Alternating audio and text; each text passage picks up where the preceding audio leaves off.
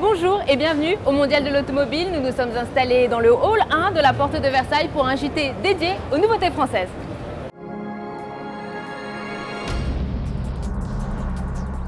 Sur le stand Renault, vous ne pourrez pas le louper, le désir attire l'œil. Livrée rouge, habitacle blanc, le concept invite au rêve. Forme généreuse, calandre imposante avec losange en plein centre, mais aussi porte en élytre à ouverture inversée, le désir est la première création de Laurence van der Acker, nouveau designer de la marque, qui fixe ainsi les futures orientations esthétiques de Renault. Mais le concept donne également la tendance côté mécanique avec un moteur électrique de 150 chevaux placé en position centrale et une batterie lithium-ion nichée sous la banquette arrière pour une autonomie de 160 km. La Renault électrique, c'est elle, la Zoe Preview, sosie électrique de la Clio, du moins pour son positionnement dans la gamme, la Zoe Preview est une compacte pratique.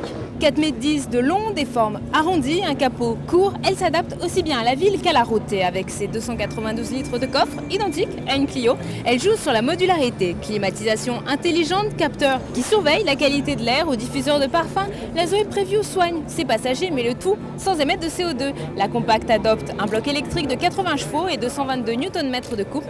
Elle dispose de 160 km d'autonomie pour une recharge en 6 heures minimum.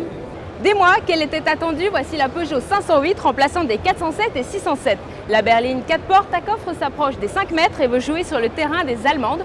Le design est robuste avec une calandre flottante couronnée du nom Peugeot, des feux diurnes à l'avant et des griffes rouges distinctives pour les feux arrière. Côté équipement, l'affichage tête haute ou la climatisation multizone souligne une montée en gamme alors que sous le capot, les motorisations vont de 112 à 204 chevaux avec un V6 pour coiffer la gamme.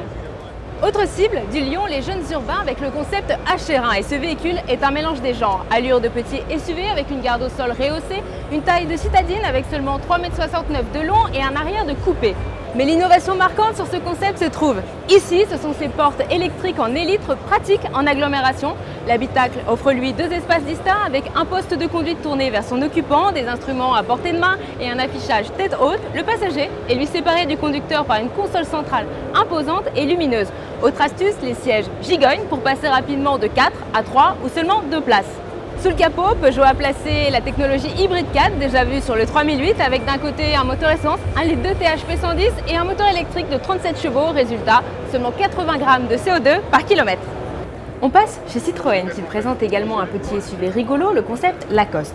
Look tout en rondeur, couleur claire rehaussée de vert flashy, le design du Lacoste a été confié à la célèbre marque au crocodile.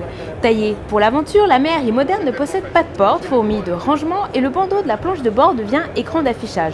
Mais contrairement à ce qui avait été annoncé, le Lacoste n'est pas électrique, il affiche pourtant sa sobriété avec un moteur 3 cylindres de 68 chevaux. Après la DS3, voici sa grande sœur, la DS4. Déclinaison sport chic de la nouvelle C4, la compacte offre une allure plus sportive, un centre de gravité surélevé entre le coupé et le SUV.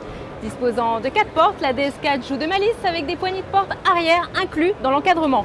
On retrouve les signes distinctifs DS avec le logo de gamme et une personnalisation accrue, notamment au niveau des tons pour la sellerie. Commercialisée au printemps 2011, la DS4 offre une palette de motorisation de 110 à 200 chevaux. Le Mondial de l'Automobile se tient jusqu'au 17 octobre, porte de Versailles. Nous, on se retrouve lundi avec toujours plus de nouveautés sur autoplus.fr. Bon week-end!